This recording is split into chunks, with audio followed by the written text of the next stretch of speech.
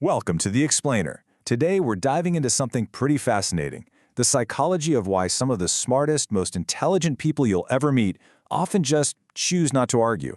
And let me tell you, the reason why is way more strategic than you might think.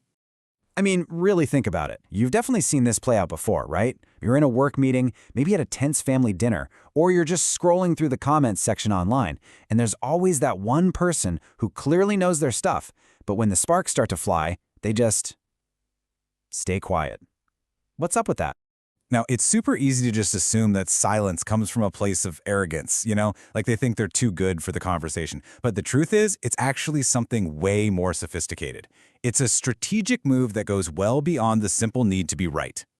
Okay, so this is where it gets really interesting. On one hand, you've got the ego-driven response. That's impulsive, it's emotional, and the only goal, literally the only goal, is to win. But then you look at the other side. The intellectually restrained response. The goal completely shifts. It's not about winning anymore. It's about getting to the best possible outcome.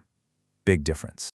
So how do they do it? How do they make that jump from wanting to win to wanting a better outcome? Well, the secret is this really powerful concept that psychologists call the mental gap.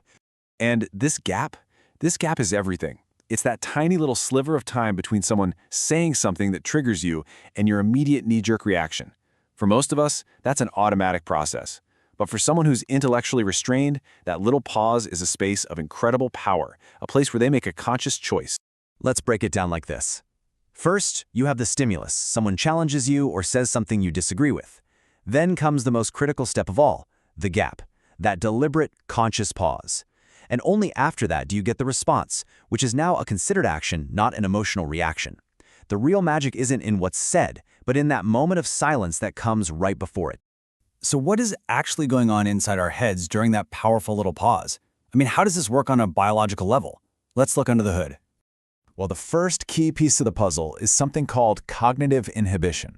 The best way to think about this is like your brain's internal brake pedal. It's the part of your brain that lets you tune out all the noise, the emotional sting, your ego screaming, fight back, and it stops you from blurting out the first thing that comes to mind. And who's in charge of hitting that brake pedal?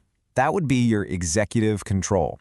This is, for all intents and purposes, the CEO of your brain.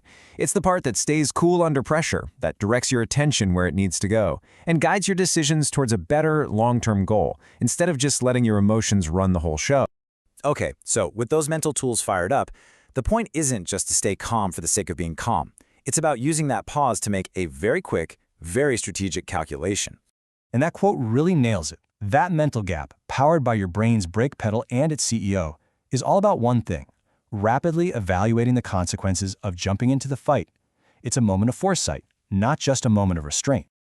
So in that split second, they're running through a mental checklist. Is arguing about this going to damage my relationship with this person? Is this discussion even going to go anywhere useful? How much of my precious mental energy is this fight going to cost me? And maybe the biggest question of all, what are the actual chances that arguing here will lead to a good outcome? So here's the most important takeaway. Choosing silence, choosing not to argue, it isn't weakness. It's not a passive retreat. It's an active, powerful, and incredibly strategic decision that comes at the end of a very rapid cost-benefit analysis. So this is all fantastic as a theory, right? But how can we actually take this idea and start using it in our own lives? Let's talk about putting it into practice. And here's the best part. This is not some magical trait you're either born with or you're not. Not at all. Intellectual restraint, the ability to find and use that mental gap, is a skill. It's a mental muscle. And just like any other muscle, the more you practice using it, the stronger it gets. So I want to leave you with this final thought. The next time you feel that heat rising in your chest, that powerful urge to jump in and prove you're right, just try to create that gap. Pause for just 1 second, and in that second, ask yourself this one simple question. Am I about to defend my ego, or am I trying to protect my peace? The answer might just change everything.